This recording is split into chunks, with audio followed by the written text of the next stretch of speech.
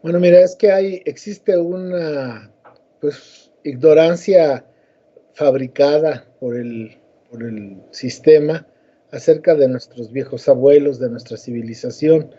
Efectivamente, somos una de las seis más antiguas, una de las seis civilizaciones más antiguas del planeta. Y como dijo el presidente, eh, se inició hace 10.000 años con la domesticación, perdón, con la transformación del teocintle en maíz y la invención de la agricultura. Y esto sucedió justamente aquí en Oaxaca, en el Valle de Tlacolula, que es el registro más antiguo que se tiene de esto. Estas seis civilizaciones, Egipto, Mesopotamia, China, India, la zona andina y el Anáhuac, buscan el mismo objetivo finalmente a partir de conciencias pues lúcidas que buscan la trascendencia. Porque a final de cuentas, seas chino, seas egipcio o seas anahuaca, pues eres ser humano, que eso es lo fundamental.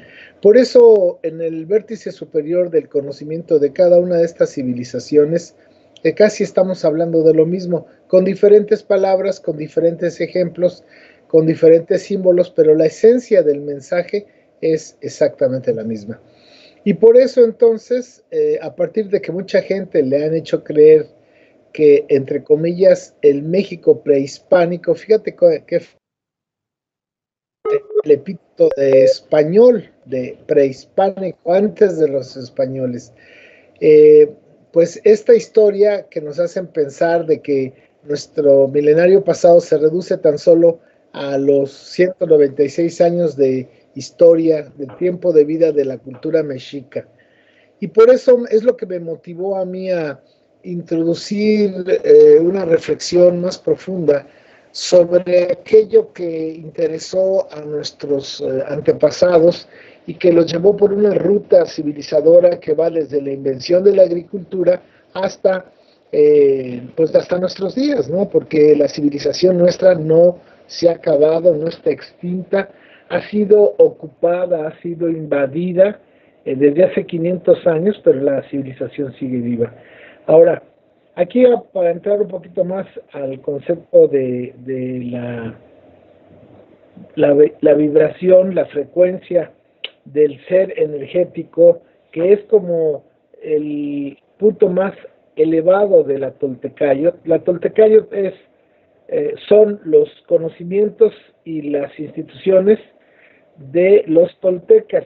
Los toltecas fueron personas, hombres y mujeres de conocimiento, que en los Toyán, que hoy les llamamos zonas arqueológicas, que en los Toyán se dedicaron a investigar desde el sistema alimentario, el sistema de salud, el sistema educativo y el sistema de organización, para pasar a eso fue en el periodo preclásico, y en el periodo clásico, que es del año 200 antes de Cristo al 850, nuestros viejos abuelos en todo el Anáhuac se dedicaron a crear los tres últimos niveles de esta pirámide de desarrollo humano llamada Toltecayot, y es el quinto nivel. Entonces es la conciencia del ser histórico, que implica el tener una memoria histórica ancestral, saber de dónde venimos, qué hicieron nuestros antepasados, entender un proceso humano de desarrollo. El sexto nivel es la conciencia, la maestría de la conciencia de la sacralidad de la existencia. Este es un punto muy importante, Rafael, porque hemos perdido justamente estos elementos.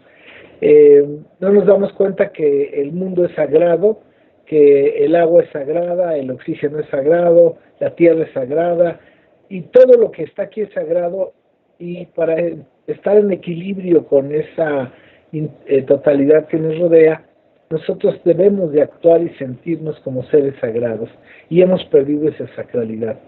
Y finalmente el sexto nivel, que es la maestría de la conciencia del ser energético. Entender que nosotros somos seres constituidos de energía, y que esta energía nosotros hemos aprendido a llamarla cuerpo, y que la energía que vemos que nos rodea hemos aprendido a decirle materia, pero la materia, si lo piensas bien, no existe, porque todo está constituido de átomos, y los átomos son energía, entonces todo es energía, pero nosotros hemos llamado, si me permites decirlo de esta manera, a cierta energía condensada le llamamos materia. Entonces, el gran logro, el gran descubrimiento de nuestros antepasados, y ahí va la respuesta a tu pregunta, es que ellos se dieron cuenta, descubrieron que todo lo que constituye esa energía está hecho de unos filamentos muy pequeñitos que tienen vibración, energía propia y conciencia de ser, y que esos se unen, tienen la vocación de organizarse y estructurarse, y entonces miles de ellos se unen y forman un protón, otros miles forman un electrón, y así hasta formar un átomo, y ese átomo ya constituido tiene la vocación de unirse a otros átomos y entonces formar moléculas, y las moléculas, y así nos vamos para arriba hasta llegar a crear toroides. Los toroides son esto que comenzó con una cosita de nada, se hace por decirlo, una galaxia de energía que tiene conciencia y que tiene una forma de toroide. Si me permites, para explicar un poquito más claro qué es un toroide, bueno, la Tierra es un toroide, por ejemplo. La Tierra tiene un cuerpo físico, que es lo que llamamos Tierra, pero en torno al polo norte y al polo sur hay un campo magnético de energía, que es la que, por cierto, nos protege de los rayos cósmicos. Entonces, es otro cuerpo energético de la Tierra como tal. Los seres humanos somos exactamente igual.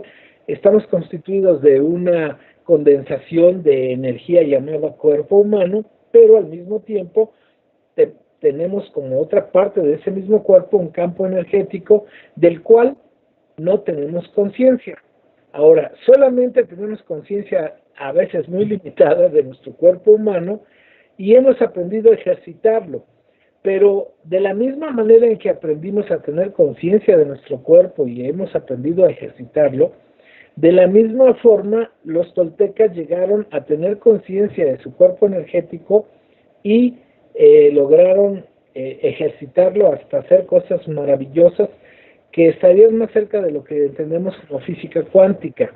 Ahora, al entrar en ese campo de la energía y de la conciencia, los viejos abuelos se dieron cuenta que si todo es energía Olin Yolin Tsin, que se está vibrando, todo está vibrando, entonces todo es energía. Entonces, ¿qué es Dios?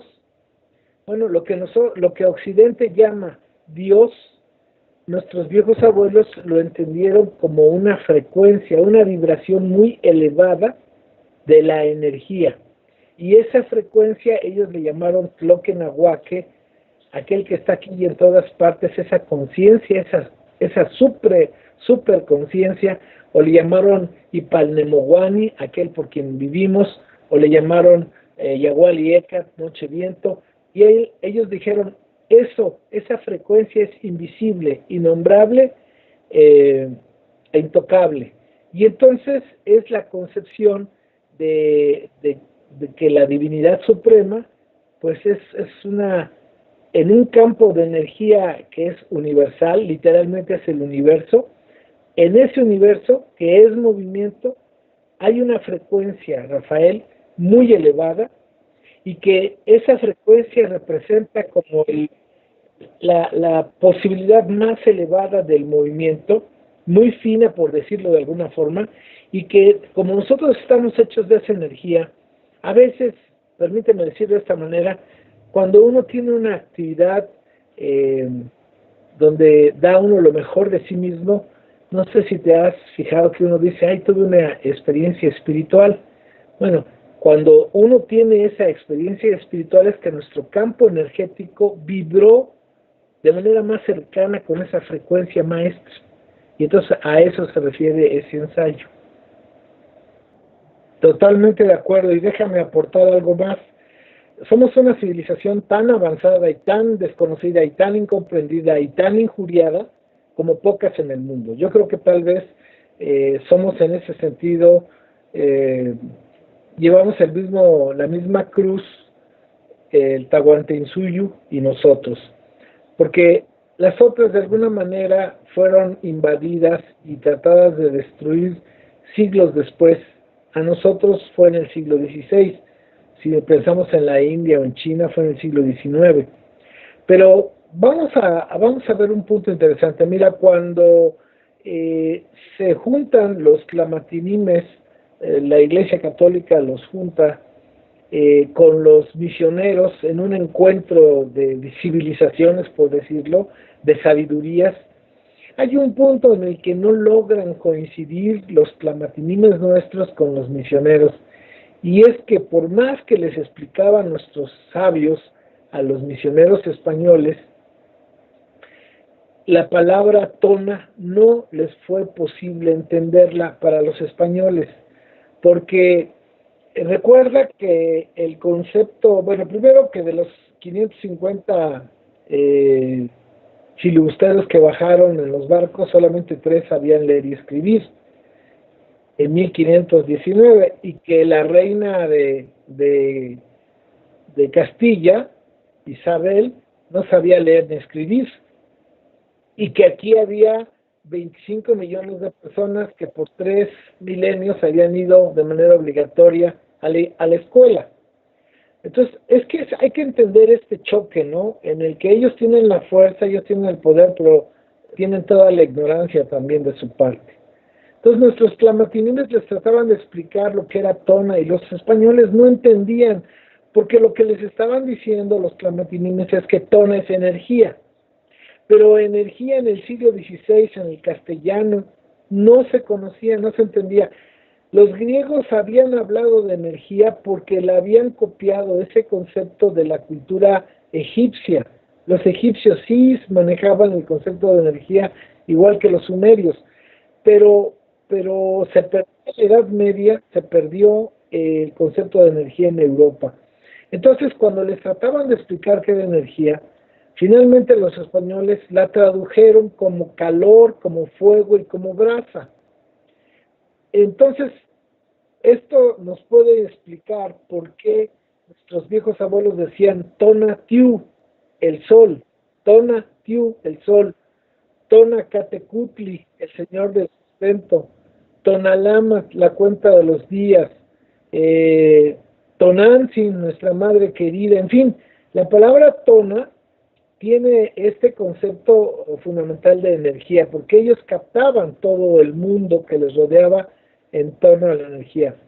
Y para cerrar la idea, fíjate cómo después de 500 años, hoy cuando los que nos dedicamos a investigar los conceptos de Tloquenahuaque, los conceptos que te acabo de vertir sobre esta vibración pequeñísima, que son partículas de energía que tienen conciencia y energía propia y que vibran, que son más pequeñas que los átomos o que los protones, electrones, neutrones.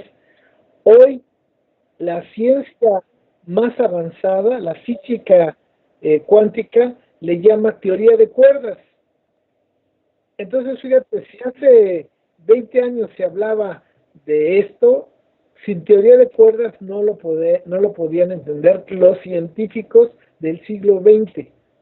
Entonces eso nos habla de qué tan avanzados estuvieron nuestros viejos abuelos y cuán denigrados, denostados y despreciados, especialmente por nosotros mismos, la sabiduría, la cultura, la historia de nuestros antepasados, Rafael. Bueno, mira, estamos hablando de una civilización de 10.000 años, ¿no? Entonces, estas magnas construcciones que son realmente impresionantes, tendríamos que confrontarlas primero. Si vemos en el siglo XVI, la arquitectura de Europa estaba constituida de fosos, de muros, de atalayas, de torreones, de almenas, de troneras, y eran fortalezas, castillos, lo que se construía. Las magnas construcciones del siglo XVI, XV, XIV, XIII, XII en Europa eran estas fortalezas. Y si vemos del otro lado los grandes proyectos constructivos de la civilización de la náhuatl, Teotihuacán, Monte Albán, Palenque, Chichen Itzá, Xochicalco, el Tajín, y así podría hablar de las 191 zonas arqueológicas que el INAH tiene abierto al público hoy solamente en el territorio nacional, pero que debemos de recordar que la civilización de la náhuatl comprendía desde lo que hoy es Nicaragua hasta el sur de Canadá, integraba las Antillas, que era un puente. Eso es algo que nos han quitado. Las Antillas era el corredor, el puente marítimo con el cual el Anáhuac se conectaba con el Tahuantinsuyo, porque debemos de saber que hasta hoy el tapón de Darién, que es una zona de pantanos, como de 150 kilómetros de pantanos, en la parte más angosta de Panamá y Colombia, pues hasta la fecha no hay carretera posible que la carretera panamericana ahí está cortada. Entonces, de modo que en aquella época nuestros abuelos, que además Colón describe en su diario, que en 2 ocasiones en alta mar se encontró con mayas en cayucos de 80 remeros, perdón, en alta mar, fíjate. Entonces, por supuesto que hubo una conexión directa de las Antillas con lo que hoy conocemos como Sudamérica, y Sudamérica con lo que hoy conocemos como Norteamérica, pero que las Antillas, hablando de Cuba, Haití, República Dominicana y todas estas islas, pertenecen perdón, al ser Anáhuac. Bueno, pues en este vasto territorio, solamente en México hay 191 zonas arqueológicas, y en cada zona arqueológica hay más de una pirámide. Y yo aquí invito a nuestros amables radioescuchas, ¿es correcto decir radioescuchas? No, así es, bueno, a nuestros pacientes y nobles amigos que están en esta plática, en esta conversación, decirles que si seguimos pensando que las pirámides las hicieron para sacrificios, para adoración del agua, del viento, pues estamos verdaderamente perdidos, porque en la India, en China, en Egipto, en Mesopotamia, en la zona andina, todas las civilizaciones más evolucionadas han creado pirámides. Yo creo que el siguiente paso, al entender ya en el campo de energía para qué servían estos centros que hoy se llaman zonas arqueológicas, pero que nosotros les llamamos Tolán o Toyán, y a mí me gusta más llamarlos Toyán por lo siguiente, porque los toltecas en los Toyanes investigaban la Toltecayotl. Entonces es como, para mí me da una razón de lógica lingüística decir Toyán, Tolteca, Toltecayo.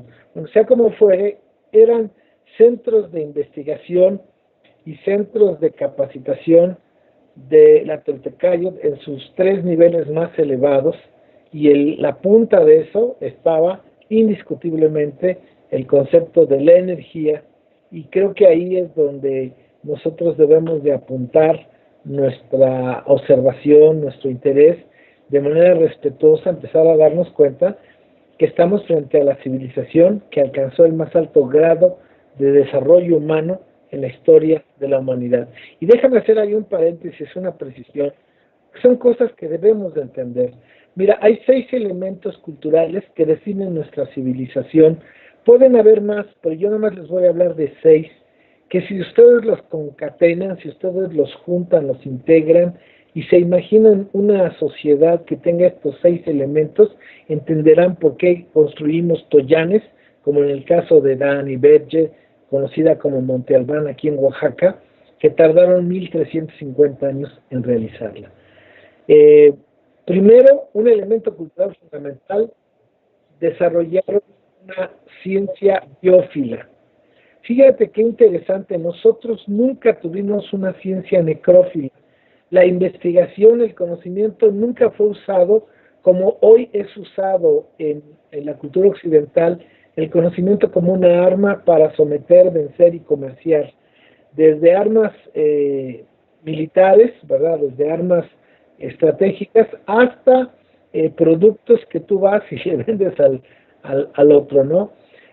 Nada de eso. Nuestra civilización fue una civilización que inventó el cero matemático, la primera calculadora del mundo, el maíz, por ejemplo, hizo comestible el nopal, la vainilla, el chocolate, el nistamal, la técnica del nistamal, pues se inventó.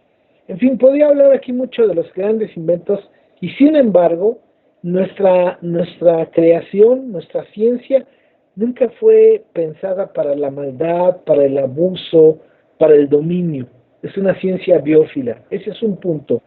Otro punto, otro elemento cultural, es que durante tres milenios, es decir, probablemente desde el año 1500 a.C., con la llamada cultura olmeca, hasta la llegada de los invasores en 1521, aquí hubo un sistema de educación obligatorio, público y gratuito, en donde no había un niño sin escuela.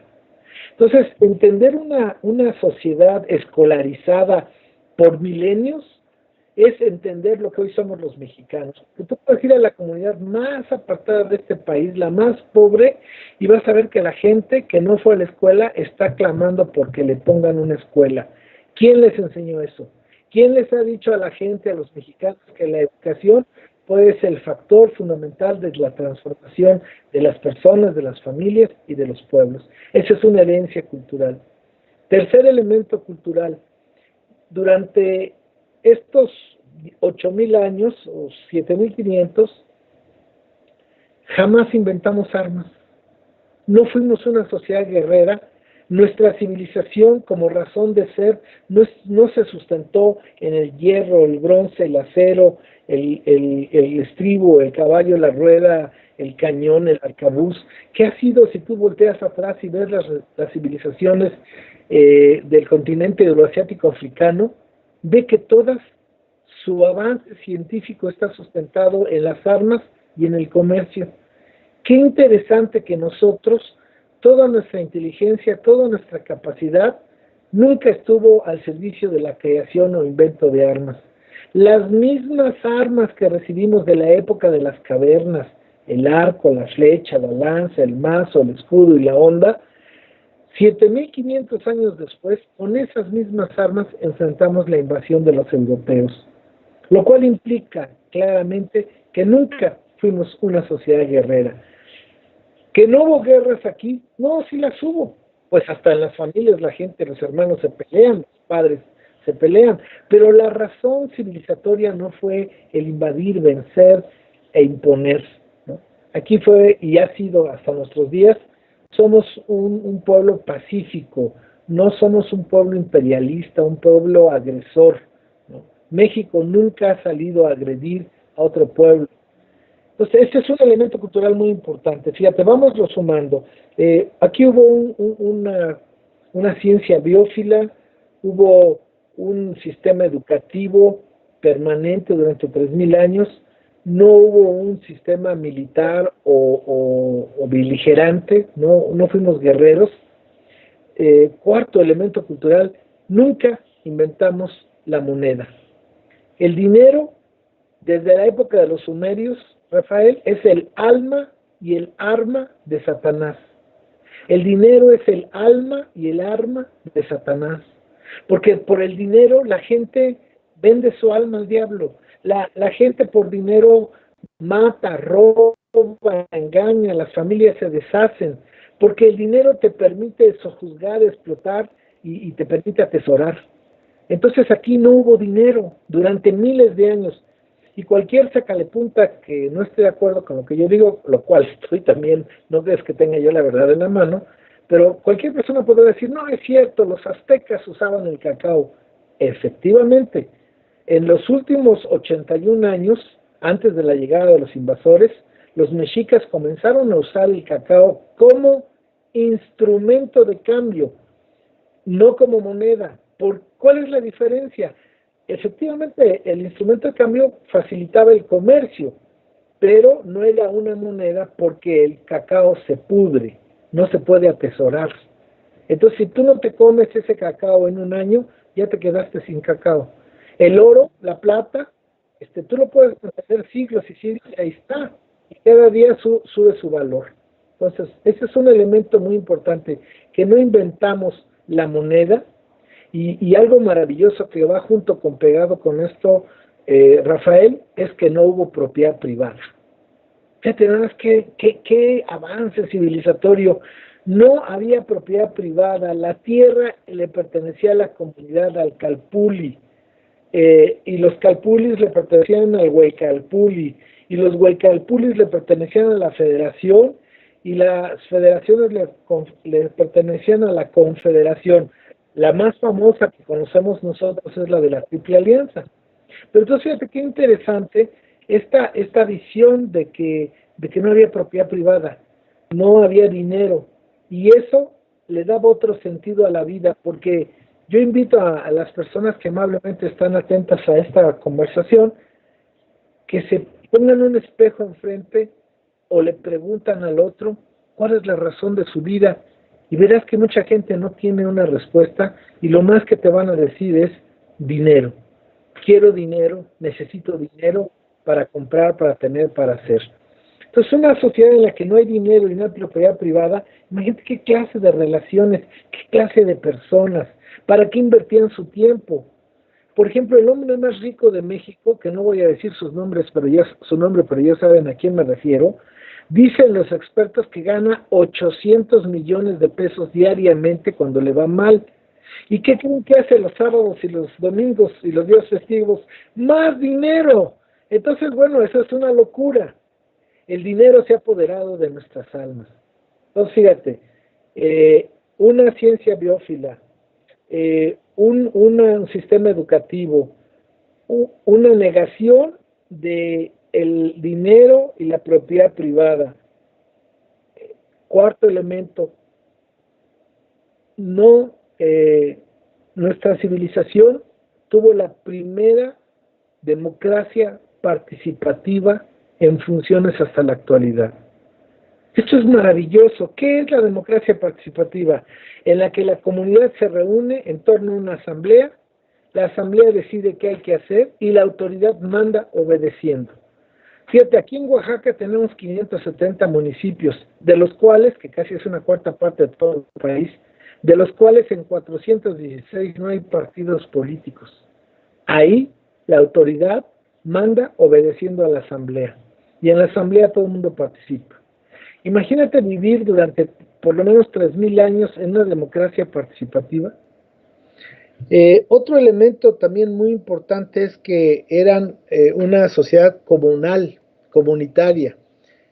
La comunalidad era y es la base de la forma de organización de hoy llamados pueblos indígenas, que están sustentando en el bien común sobre el interés privado. Si tú lo piensas bien, la iniciativa privada, por definición, lesiona al bien común. Y cuando todos tienen la voluntad de que el bien común está por encima del interés personal o privado, bueno, entonces estamos hablando de otra clase de mundo, ¿no? Porque hoy el que tiene dinero en esta sociedad en la que vivimos hace literalmente lo que quiera. Puede transgredir la ley porque tiene con qué pagar. En cambio, con una sociedad de este tipo, bueno, pues estamos hablando de otra clase de valores. Y no es que no se vaya a pensar que nuestros viejos abuelos tenían un comunismo primitivo, no, por el contrario, fíjate que sí hay niveles, y ¿sabes en dónde está la diferencia de las personas en la comunalidad? En el servicio. Quien ha servido más a la comunidad tiene más prestigio, tiene más estatus, y creo que eso es algo muy, muy importante. Y finalmente, el último elemento cultural, cuando es la voluntad, la conciencia del Estado, el desarrollo espiritual de su pueblo, creo que estamos frente a una cosa maravillosa. Fíjate, si hoy preguntas a cualquier Estado moderno, te va a decir que el principal objetivo es el desarrollo económico, el bienestar económico. Sí, ahí están las políticas que un presidente que entre en funciones, lo primero que te va a hablar es de su proyecto económico. Fíjate qué interesante que nuestros viejos abuelos, como no había dinero, como no había consumo, como no había todo este tipo de cosas, el proyecto, y ahí volvemos otra vez a Dan y Betge Montalbán, que pudo durar 1350 años. Imagínate lo que se necesitó para construir, traer piedras de 14 kilómetros de distancia, subirlas 400 metros, sin acero, sin bronce, sin hierro, sin explosivos, y crear esta maravilla. La pregunta ahí importante, Rafael, es, ¿para qué construyeron ese sitio? Porque no era una ciudad, no era una fortaleza, no era un palacio, era un centro de investigación y de estudio del logro más importante que un ser humano consciente puede llegar, que es la conciencia de su ser energético y su manipulación para la trascendencia espiritual de su vida. Sí, gracias. Bueno, ha sido bastante clara tu entrevista y te agradezco el espacio. Me gustaría informar dos cosas. Bueno, aparte del Facebook, que también estamos ahí, y el Twitter, y desde luego en los videos, ¿cómo se llama? YouTube. Ahí estamos con las toltecápsulas famosas, que ya tenemos más de 60 videos ahí, porque hay veces que la gente, pues entiendo que no le gusta leer, le gusta ver en los videos y a veces se aprende. Pero tenemos dos proyectos muy interesantes. Uno es un libro que acabamos de terminar, que se llama Historia Ancestral de México, y es un libro que hice para los maestros y los padres de familia, para que lo compartan con sus alumnos y con sus hijos. Son apenas 50 cuartillas, pero donde están resumidos los 10,000 años de nuestra civilización desde un punto de vista de desarrollo humano. No es un libro historiográfico de qué color es el caballo blanco de Napoleón, sino que la gente entienda un proceso civilizatorio de muchos, muchos milenios. Las personas que quieran este libro, gratuitamente se los enviamos por correo electrónico en estos formatos PDF o en Word.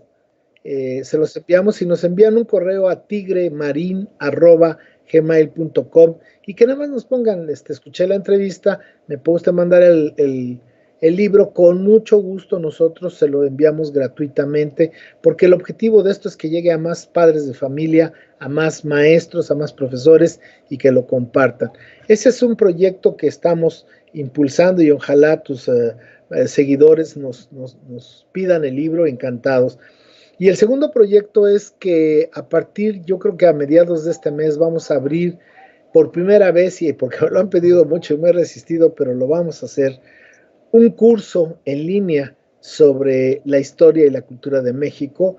Es un curso que tiene 28 módulos, y cada módulo tiene, pues, introducción, tiene un ensayo o un artículo, tiene un audio, y tiene uno o varios videos, tiene el fragmento de un libro. No te pido que leas todo el libro, sino te doy de tal a tal página, y una bibliografía.